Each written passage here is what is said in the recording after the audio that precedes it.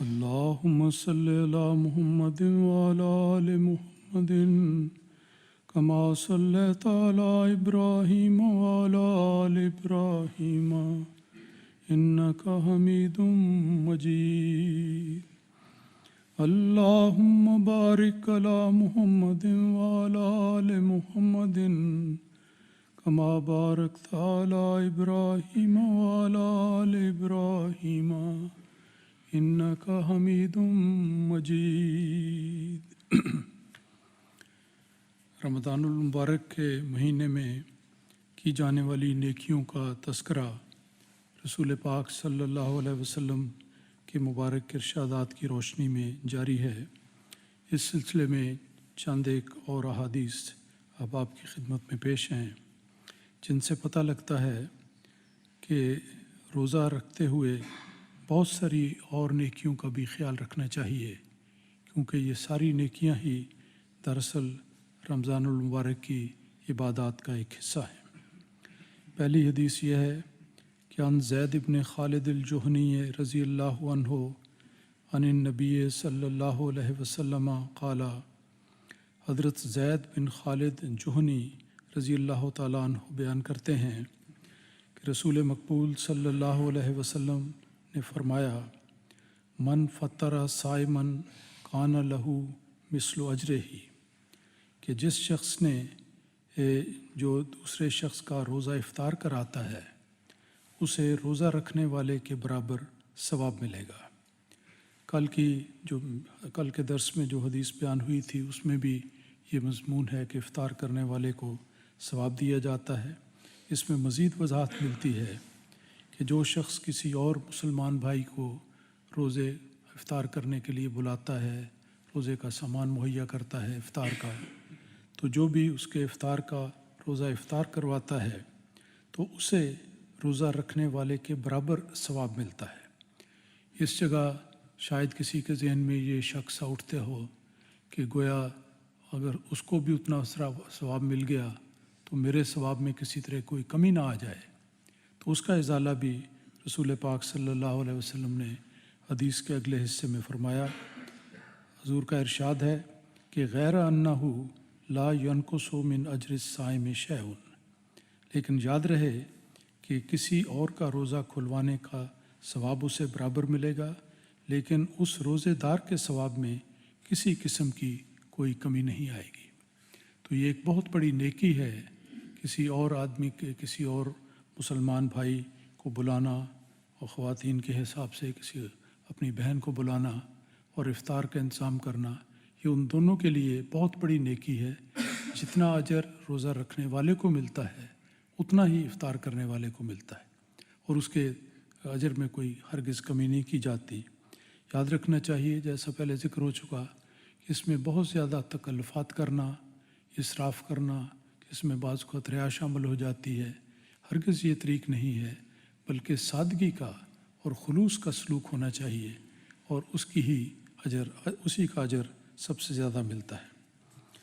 ایک دوسری حدیث اسی مضمون کے تعلق میں یہ آتی ہے کہ عن نبی ہریرہ رضی اللہ عنہ ان رسول اللہ صلی اللہ علیہ وسلم قال. حضرت ابو ہریرہ رضی اللہ تعالیٰ عنہ بیان کرتے ہیں، اور یہ وہ صحابی ہیں جنہوں نے یہ سب سے زیادہ احادیث کی روایت کی ہے. یہ بہت ہی ان کا امتیاز ہے، بڑی شان ہے، بڑا اعلیٰ مقام ہے کہ رسول پاک صلی اللہ علیہ وسلم کا جتنا بھی زمانہ قرب کا آپ کو نصیب ہوا، آپ نے کلیتاً اس کام کے لیے وقف کر دیا کہ رسول پاک صلی اللہ علیہ وسلم کی صحبت میں بیٹھیں، آپ کے ارشادات کو سنیں، یاد رکھیں، اور پھر بڑی احتیاط کے ساتھ روایت کریں اور محفوظ کر دیں. تو حضرت ابو ہریرہ رضی اللہ تعالیٰ عنہ کا نام اس لحاظ سے بہت ہی عظیم خدمت کرنے والے صحابہ میں شمار ہوتا ہے. آپ روایت کرتے ہیں کہ رسول پاک صلی اللہ علیہ وسلم نے فرمایا کہ من قام رمضان ایمانا و احتسابا غفر له ما تقدم من ذنبہ. یہ بڑی ہی جامع اور زبردست بشارت رکھنے والی حدیث ہے جو آپ نے بیان فرمائی کہ جو شخص بھی ایمان کے تقاضے پورے کرتے ہوئے اور ثواب کی نیت سے اور اپنا محاسبہ نفس بھی کرتے ہوئے رمضان کی راتوں میں اٹھ کر نماز ادا کرتا ہے، اللہ تعالیٰ وعدہ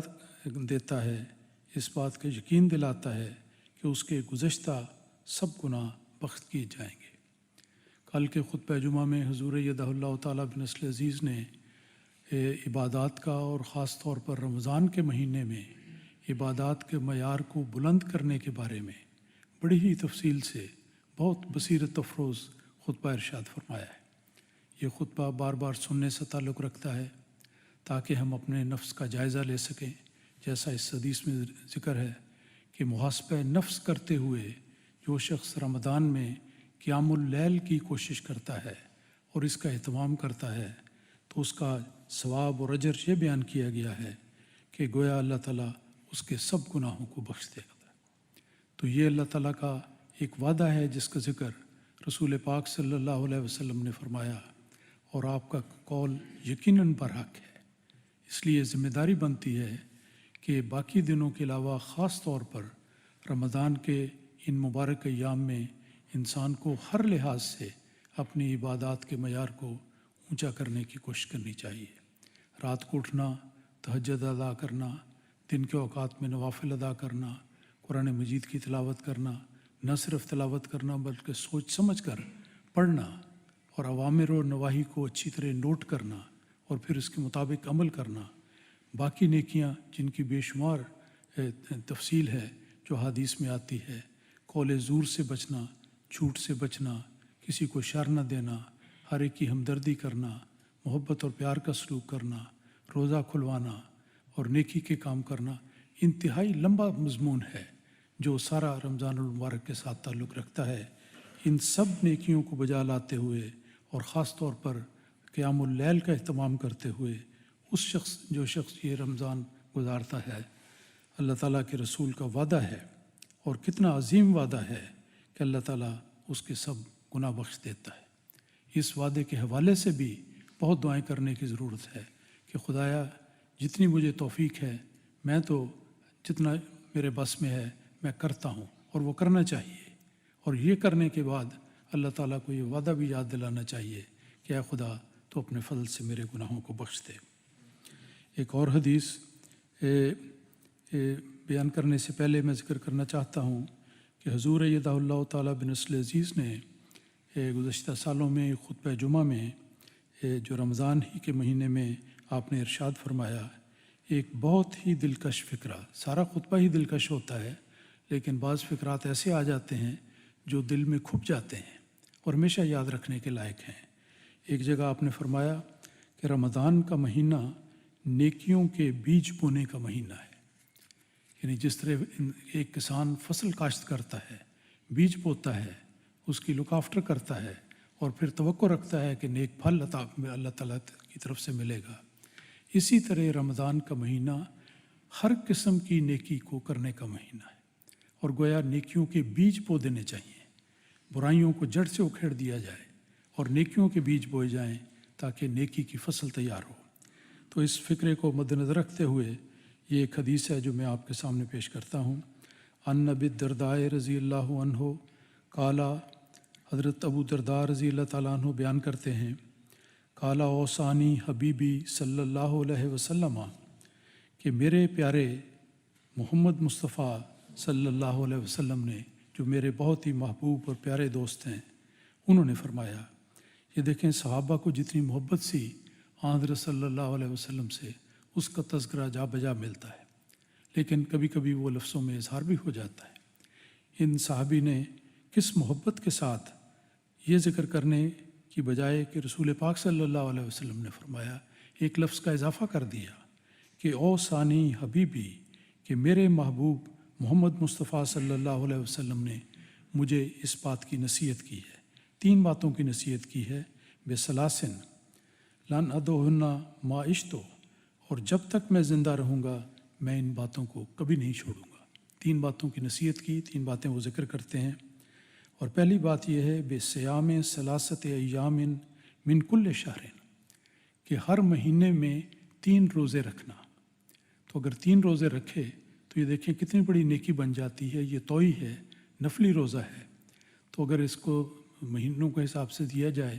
تو ایک سال میں 36 روزے ہو جاتے ہیں، اور اگر 10 گنا ان کی نیکی لگائی جائے جیسا اللہ تعالیٰ کا وعدہ ہے، بلکہ اس سے بھی زیادہ اللہ تعالیٰ اجر دیتا ہے، تو یہ 360 دنوں کے برابر ہو جاتے ہیں۔ 365 دن ہیں سال کے، تو گویا سارا سال اس کا روزے کی عبادت کا تسلسل جاری رہے گا۔ تو کہتے ہیں کہ پہلی آپ نے نصیحت مجھے تاکید یہ فرمائی کہ ہر مہینے 3 روزے رکھ لیا کرو، وہ صلاۃ ضحیٰ، اور دوسرے چاشت کی نماز کی ادائیگی۔ جب سورج طلوع ہو جاتا ہے، دن روشن ہو جاتا ہے، تو اس موقع پر نوافل کی ادائیگی کرنا، یہ بھی ایک بہت بڑی نصیحت ہے جو ان کو کی گئی، اور انہوں نے کہا کہ میں مرتے دم تک اس پر قائم رہوں گا۔ اور تیسری بات یہ ہے وہ بیان لا نامہ حتی اوترا، کہ میں رات کو اس وقت تک نہیں سوؤں گا جب تک اپنی وطر کی نماز کو ادا نہیں کر لیتا۔ وطر کی نماز صبح تہجد کے وقت بھی ادا کی جاتی ہے، بڑا افضل وقت ہے، جس کو اس کی توفیق ملے اس کا اہتمام کرنا چاہیے، لیکن احتیاطاً اگر وطر انسان پہلے ادا کر لے تو یہ پھر اشتباہ اور احتمال نہیں رہتا کہ میں وطر کی ادائیگی سے محروم ہو جاؤں گا۔ تو رسول پاک صلی اللہ علیہ وسلم نے موقع کی مناسبت سے آپ نصائح فرماتے تھے، تو حضرت ابو درداء کو یہ نصیحت کی کہ تم بھی یہ اہتمام کرو کہ سونے سے پہلے وطر کی نماز ضرور ادا کر لو، کیونکہ یہ بات اچھی طرح یاد رکھنی چاہیے کہ اگر وطر ادا نہ کیے جائیں تو انسان کی نماز مکمل نہیں ہوتی۔ عشاء کی نماز کا ایک حصہ ہے، اگر عشاء کے فوراً بعد ادا کر لیے جائیں تو بہت اچھی بات ہے، اور جو صبح اٹھ کر ادا کرتے ہیں وہ اس سے بھی زیادہ افضل ہے، لیکن احتیاطاً یہ نصیحت کی گئی، اور صحابی نے بیان کیا کہ میں انشاءاللہ اس بات کو ہمیشہ مرتے دم تک قائم رکھوں گا اور اس کی پابندی کروں گا۔ تو یہ بہت سی نیکی کے دروازے ہیں، نیکیوں کے بیج بونے کا مہینہ ہے۔ ہمیں کوشش کرنی چاہیے کہ جتنی نیکیوں کا ہمیں پتہ لگتا ہے، اور جتنی اللہ تعالیٰ نے ہمیں توفیق اور سعادت عطا کی ہے، ہر قسم کی نیکی ادا کریں۔ نامعلوم کون سی نیکی ہے جو اللہ تعالیٰ اپنے کرم سے بہت بڑھ کر قبول کر لے۔ اللہ تعالیٰ ہمیں اس کی توفیق عطا فرمائے۔